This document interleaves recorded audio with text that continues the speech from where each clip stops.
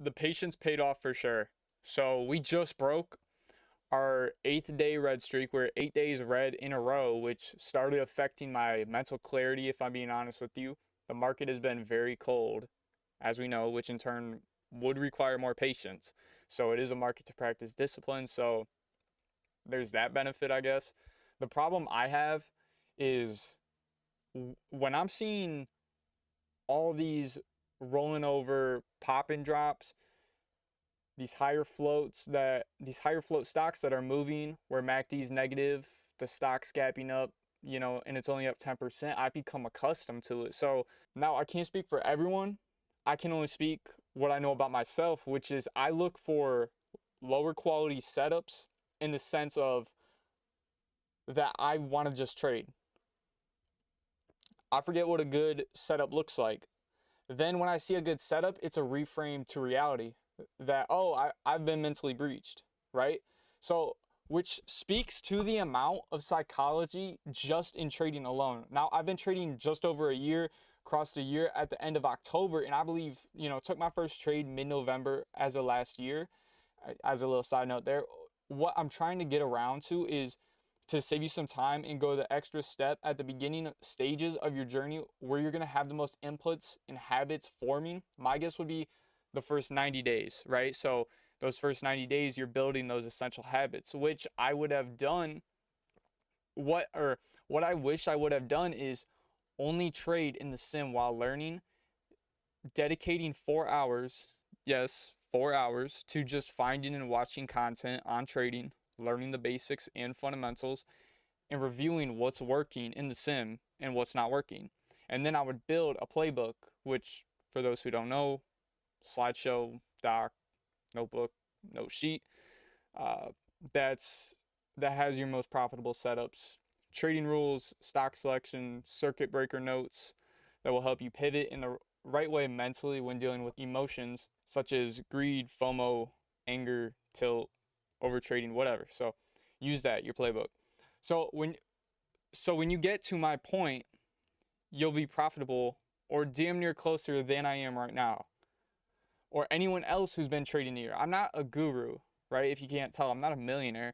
This whole channel is just me documenting my journey and trying to save you your most valued asset, time, so that you can be successful, because I know what it's like to dread the thought of working your whole life at the same job, working, 8, 10, 12, 16-hour days and wasting your time or life, which we only have one to be successful, for a paycheck that you can make in, 5, 10, 20 minutes in a single trade. So just let that sit for a minute. If you're a nurse, which if you are, thank you. I think we can speak for everyone that we appreciate anyone in the healthcare business. And you work 3 12-hour shifts a week and you have that job for, say, 30 years before you retire, right? So if you break that down, there's 52 weeks in a year. If you're working, I know a nurse who works 3 12-hour shifts a week, so 36 hours a week.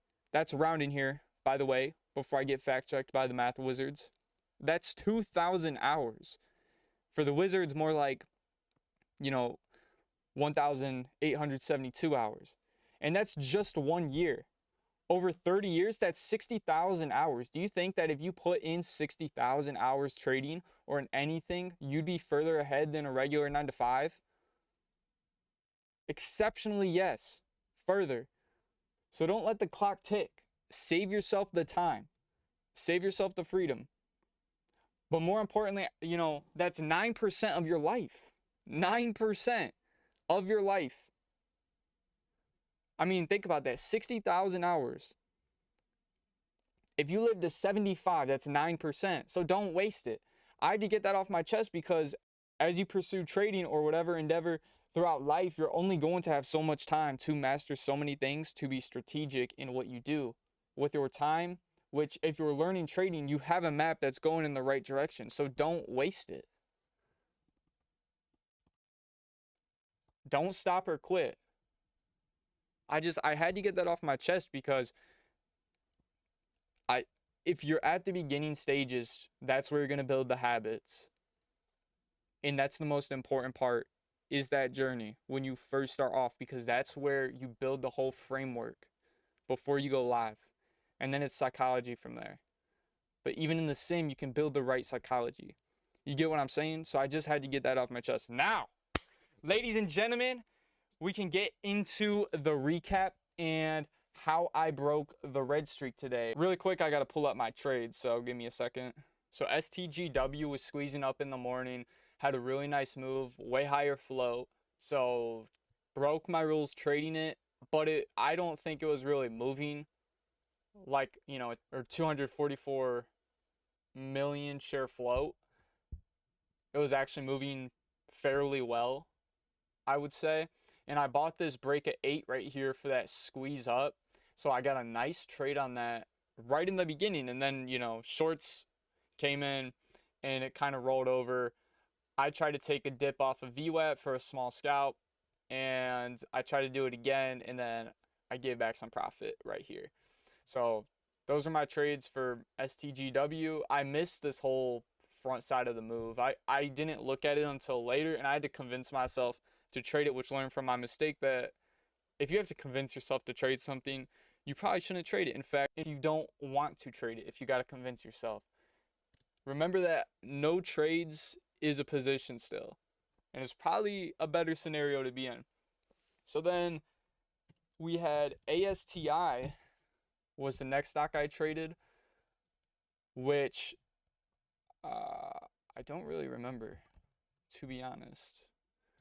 Where did I trade this at? So ASTI squeezed up, double topped up here, and then flushed down below VWAP. I took a dip off of the flush at 225 and got out at 230 for a little 5-cent scalp. Dangerous play. I'm not going to lie. That's another trade that I do regret taking. So, 1 for 2 right now. Or, no, 1 for 3 right now on good setups. 2 of them I definitely overtraded. And I probably shouldn't have took. I just felt confident because I feel like, it was going to go. How much lower would it have gone before you had some resistance? And the 9 EMA was right here. That's kind of what I was thinking. And MACD was positive. So, but nonetheless, I've seen stocks completely crash. So definitely, especially in this market, a way more dangerous setup. But I felt a little more confident that MACD was positive. That's the only reason why I decided to take that scalp, which, ended up working for a little 5-cent scalp. So next up, the next stock that we ended up trading was NUAI. So what a crazy stock. 11 million share float. It was squeezing up. I ended up buying this dip when it was pulling back for that squeeze higher through 685, 7, and looking for that move. Ends up just rolling over. Took a small loss on that. It looks like, so after NUAI, then this is where we had a nice short squeeze. FTEL. So FTEL definitely, it popped up at first right here. So we'll go on both time frames.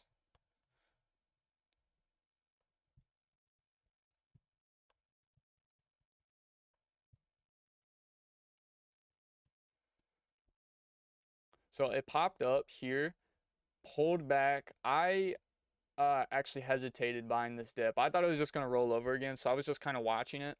And I saw it here. Wait. I don't want to get mixed up, would I?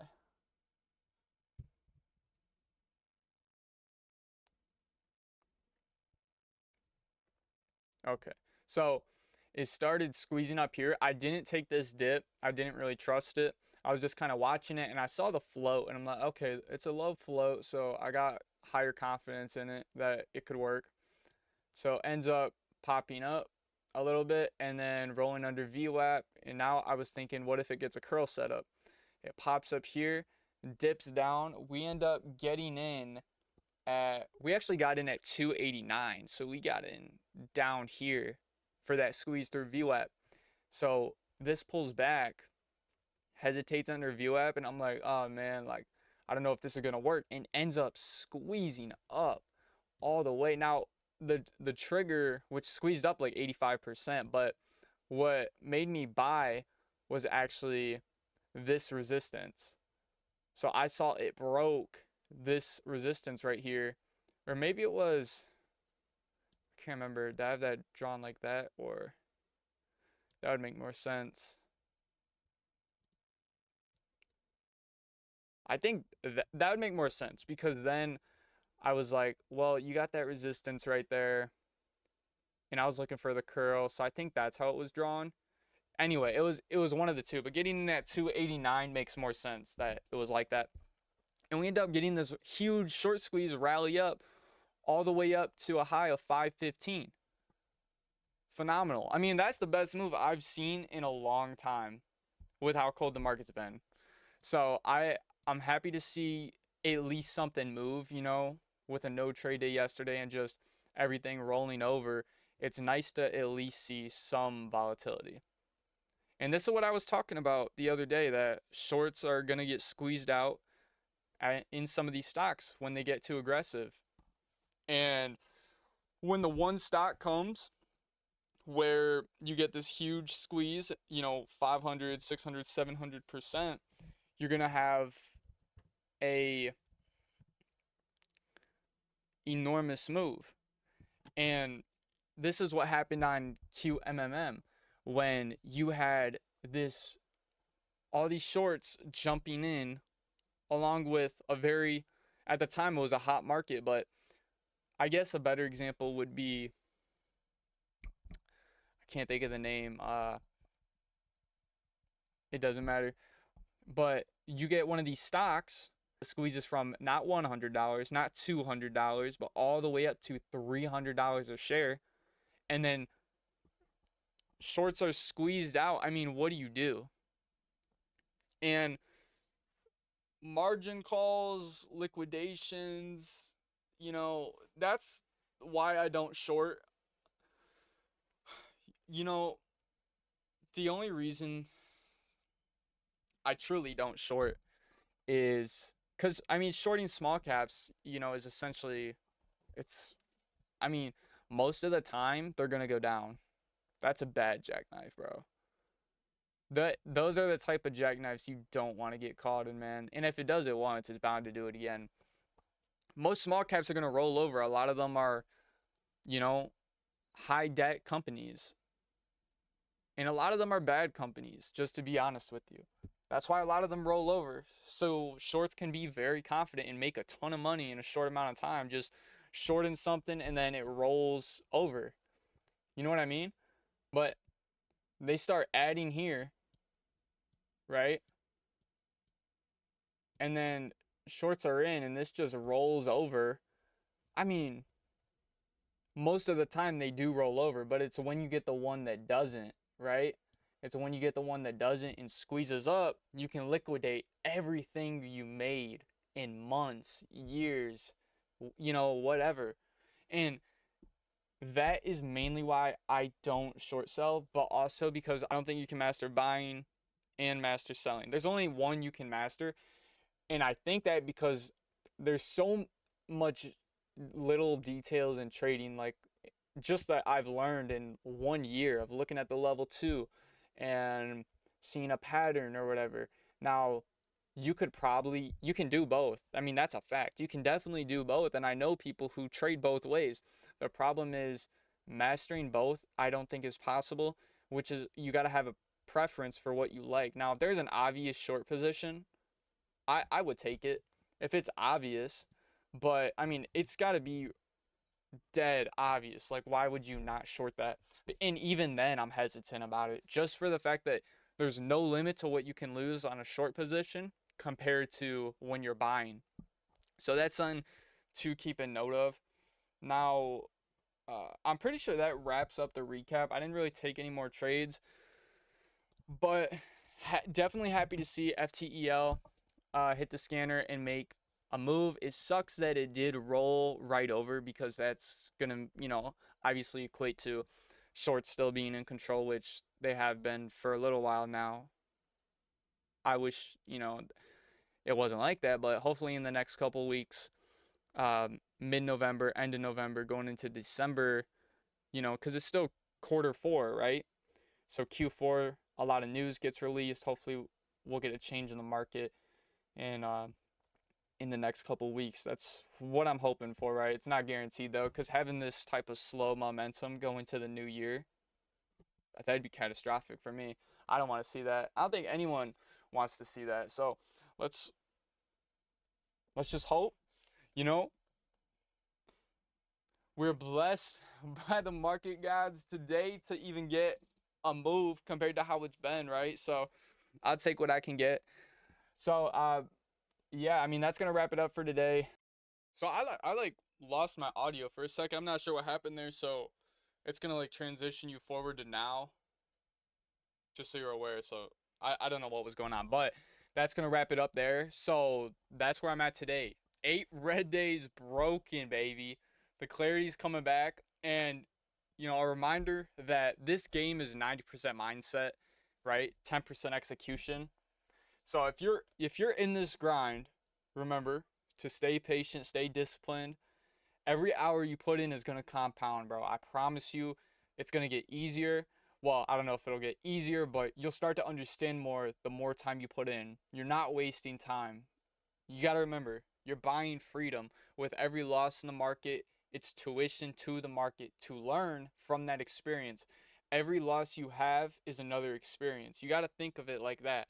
This is trading, right? You're going to get knocked down 100 times. You got to get up 200 or 1,000 or 20,000. So don't be discouraged ever to give up. I mean, don't. You already put in the time and the effort. Think about how many hours you put in already. Don't give up now. With that being said, guys, I appreciate it. If y'all could like and subscribe, that would help me out a ton. Get the algo system boosting, right? So I would really appreciate that. Peace out.